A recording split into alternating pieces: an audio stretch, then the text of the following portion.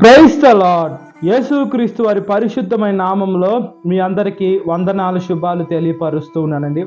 మనలో ఉండేటువంటి ప్రాణము ఎవరి వశంలో ఉందండి?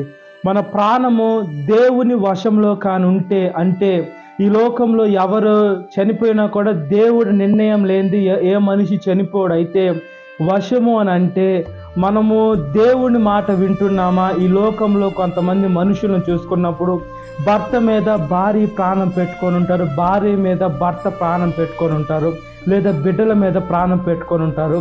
వాళ్ళ ఊపిరంతా ఈ లోకంలో ఉన్నటువంటి కంటికి కనబడేటువంటి మనుషుల వైపు, వస్తువుల వైపు తమ ప్రాణాన్ని పెట్టుకొని ఉంటారు.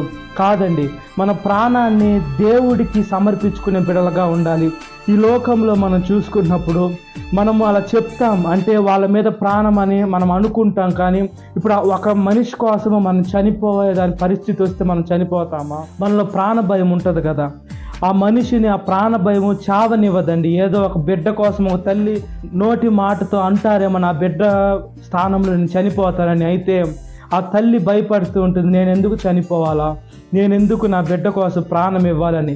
యేసుక్రీస్తు వారైతే తన బిడ్డల కోసం ఏ మాత్రం ఆలోచించకుండా, ఆయనకు ముందే తెలుసు నేను ఈ లోకానికి వచ్చేదే నా పరిశుద్ధమైన శరీరం పెట్టి నా ప్రతి ఒక్క బిడ్డ పాపాలు కడిగి నేనుండే స్థలానికి నా బిడ్డను కూడా తీసుకొని రావాలని యేసుక్రీస్తు వారి నిర్ణయం తీసుకొని ఈ లోకానికి వచ్చారు. అదేవిధంగా ఈ లోకంలో మనుషులు నువ్వంటే నాకు ప్రాణం, నువ్వు లేకుంటే నేను లేను అని మనుషులు డైలాగులు కొడుతూ ఉంటారు. అవన్నీ వ్యర్థం. కాబట్టి మన ప్రాణము దేవునికి సమర్పించుకున్నట్లుగా ప్రార్థన. మహాపరిశుద్ధాత్మదేవ, మా ప్రియ పరలోక తండ్రి, మా ప్రాణము మీకు అంకితం చేస్తే మా జీవితాలు స్థిరపడతాయా? ఈ లోకంలో మనుషుల కోసం మా ప్రాణాలు పెట్టినా, లేదా మనుషులు వాళ్ళు నన్ను చూడటం లేదు, వీళ్ళు నన్ను చూడటం లేదు, అందుకని నా ప్రాణాలు నేను వదిలేసుకుంటున్నానని అదేవిధంగా ప్రేమించి అనేక మంది ఆత్మహత్య చేసుకున్న బిడ్డలను కూడా మేము చూస్తున్నా. జ్ఞాపకం చేసుకోండి అయ్యా. ఈ లోకంలో ప్రేమ వెర్రితనంగా ఉంటుంది. అది ఏదో ఒక ఆశ, తన దగ్గర నుంచి ఏదో కావాలని కోరుకునే ప్రేమలే తప్పితే నిజమైన ప్రేమ, సత్యమైన ప్రేమలు, అదేవిధంగా ఒరిజినల్ ప్రేమలు ఈ లోకంలో లేవు. అంత డూప్లికేటే. అంత ఆ మనిషి దగ్గర నుంచి ఈ మనిషికి ఏదో కావాలి కాబట్టి ప్రేమను ముసుకేసుకొని ఉంటారు. ఇవన్నీ వ్యర్థం. కాబట్టి ఒకసారి జ్ఞాపకం చేసుకోండి.